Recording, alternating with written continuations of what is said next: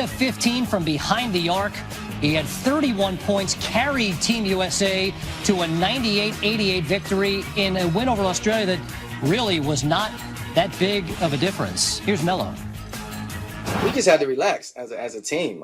We've all been in situations like this before in our own respective teams, and at the end of the day, it's just basketball. We're the best players in the world, so we had to make some adjustments, and we made those adjustments in the second half. And we felt like we gave up 50-something points in the first half, which was too much, and to hold them to 20-something, 30-something points in the second half, that was the key points of the game.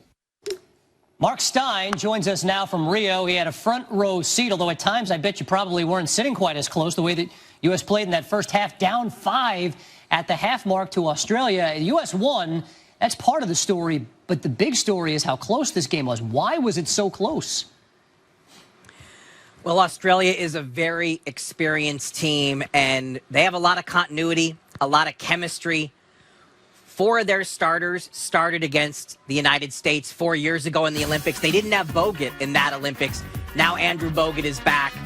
And, Mike Krzyzewski has been talking a lot about we have no experience as a group, and we're going to be playing teams that have all this experience as a group. And most people dismiss that as, it's just coach speak. He's just trying to be polite here. But I think you saw the illustration tonight of a team that knows itself inside out, and a team, this is not a team yet. These guys, they like each other. The camaraderie is great. They're having a great time away from the court. But tonight was the first game that Team USA really played. Mike Krzyzewski called it their first real international game, because if you look at the 7 games they've played to this point, 6 of them were against China, Venezuela, and Nigeria, probably the 3 weakest teams in the field. An aging Argentina team, that's the only medal threat that the United States has had played before tonight. So they played a team that is hot.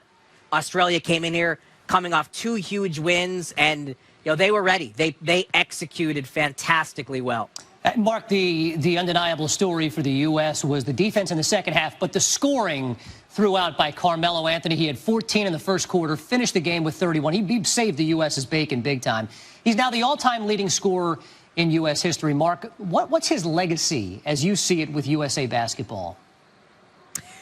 Well, it's interesting. This has been going around now for the last 5-6 years, and you hear people around the league say, man, Carmelo Anthony is just a monster in the international game. He's better in FIBA than the NBA. I actually asked him about that a couple days ago, and as you can imagine, he doesn't really like that tag because it is such a different game, and obviously your legacy is defined by NBA success, but he is an absolute monster in the international game. You saw it tonight when he plays the 4 and bigger international players try to check him. They can't do it. He is a scoring machine. In London, he came off the bench and did it. On this team, he's the leader, 9 threes. And, as you guys heard him talk about there, just relax. It's easy for Carmelo to be relaxed. This is his 4th Olympics. He's been through this situation many, many times. But there's 10 first-time Olympians on this team, and a lot of guys who had not been in a close game. And it's an adjustment when you go from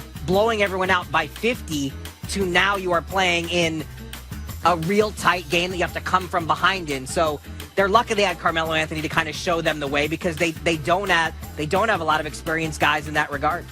He has a chance to become the first men's basketball player to win 3 gold medals, does Carmelo Anthony. Mark, as we move forward here, what did the U.S. take from this game? What do they say they're taking from this game that's going to make them a better team throughout the rest of this tournament? Well, they needed a test. They needed to have a real game, and they will take a lot from this, because we can talk about, this is a team that hangs its hat on defense, and to give up 54 points in the first half is just unacceptable. I promise you the coaching staff was not happy with the way they coped with Argentina's offense in the first half. Too much fouling again, gotten a lot of foul trouble. We could list 15 negatives, but in the end, this group that is still getting to know one another did find a way to pull away and win by 10 against the team that Mike Krzyzewski rightly says Australia is playing the best basketball in this tournament. They beat France by 21. They beat Serbia by 15, and they had the United States reeling for 2+ quarters.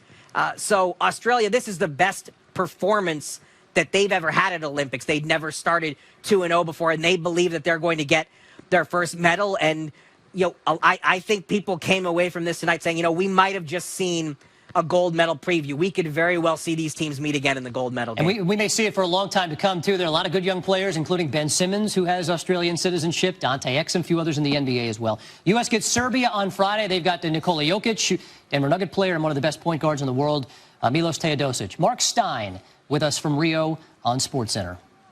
Big dog, this was almost a really different show, if not for Carmelo Anthony. 31 points. He was 9 of 15 from behind the arc.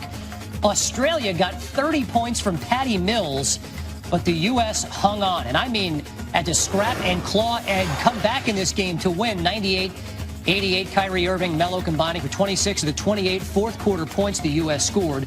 With his 31 points, Melo became the all-time leading scorer for Team USA. He began the day third on the all-time list behind David Robinson and LeBron, but he leapfrogged both of them. And man, oh man, did Team USA need it. Coach K, how do you explain this one? Well, Carmelo Anthony is a tremendous player nationally, internationally, in the universe. He's one of the best players in the world. And he also has the most experience by far of anyone on our team playing the international game. So he's not only a great player, but he has played internationally more than any player on our team. And tonight, he ended up being the top scorer ever, for the U.S. in Olympic basketball. And tremendous accomplishment. And he's our leader tonight and has been our leader the entire trip. It's old Kevin, the coach. The band's back together again. Welcome to a Fresh Hour Sports Center. And I tell you what, it's one thing to see a team, Kev, where you blow them out by 50 and everybody gets to play. You start to see the rotation. You start to see who's actually going to play. You get to see who's the leader and who's going to get the shots. That was Carmelo. That was Kyrie Irving. And, Melo played this summer, right? I mean, LeBron, Chris Paul, Dwayne Wade, they said, no, we're not going to play this summer. Melo played. He gets killed all the time, and maybe sometimes it's fairly so, but he's one of the best players on the planet, as Coach K said, and he showed that in this game. And you got to give him credit for playing in the Olympics. This is fourth straight Olympics for him. Yeah, give him credit for playing, but also give him credit for being the leader that they needed to be. There's stars, and then there's the star of stars, and he clearly is that. What sense did you get seeing KD for this first appearance there at Oracle, and now you've seen him play with Draymond and Clay, about how that's going to go? Well, I think they'll have an adjustment period. There's no question about it. Playing with KD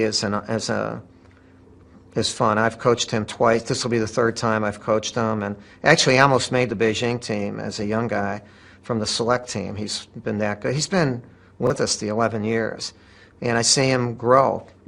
He's even better now because he's very competitive, a little bit more vocal, and is a good teammate. And that night I wanted it to be special for him because he's very sensitive, and he wants everyone to not necessarily like him, but respect him and think highly of him. So that decision knocked him back, I think, a little bit. And we've been talking. The criticism that he engendered by deciding to go with the Warriors. Yeah, one thing I told him, I said, when you're really good, you're going to be criticized, and you're going to be hated by a certain amount of people. Just if you win and if you're really good, that you might get 50 letters and 49 of them say how much they love you. Don't let the one letter ruin it. But we do a lot of times until you get a kind of immune to that. I said, so that's what you're going through now. And a lot of people are not going to like you because of the decision you made. I said, do you like the decision? He says, yes, I do. I said, well, all right. You don't have to answer to anyone else. Just let's get over this. I thought that night helped him get over it. You know that from being at Duke. I know. You understand. I know that. what being loved and being hated, and with people not even knowing you. I know that, and thank goodness, because that means we've won. But we've always respected the game and people, and I did tell Katie this. You know what? Even the people who say they do not like you, they respect you. And if they don't, they're knuckleheads, because then they don't respect excellence. And you know what, man? You are excellent. You're the best. So if someone doesn't like that, that's cool. But they should respect you. And that's what a competitive person should want, that respect. And Chris, we are right out of the gates with a stunner. Carmelo Anthony at 31 carried the U.S. to victory, but it was a game that was much closer than the 98-88 final. Australia led by 5 at the half. They got an unconscious performance from Patty Mills, who had 30. Kyrie went for 12 in the fourth quarter. He and Melo combined for 26 of 28 in that fourth quarter. But man, oh man, way too close for comfort for a lot of USA basketball fans. Melo went for 31 in the game, became the USA's all-time leading scorer. His 31 points also tied for the second most in a single game in Team USA history, behind the 37 he scored against Nigeria in 2012. But what did we just see there? Well, I tell you what, it's one thing when you're blowing teams out by 50 and everybody gets to play, but when you have a close game, you start to see what the rotation is going to look like, who Coach K trusts, and certainly who the leader is. Kevin, the coach, hanging with you on SportsCenter here for the next 2 hours. For me, you saw Australia play a way more physical brand of basketball. They took it to Team USA, and there are NBA guys on this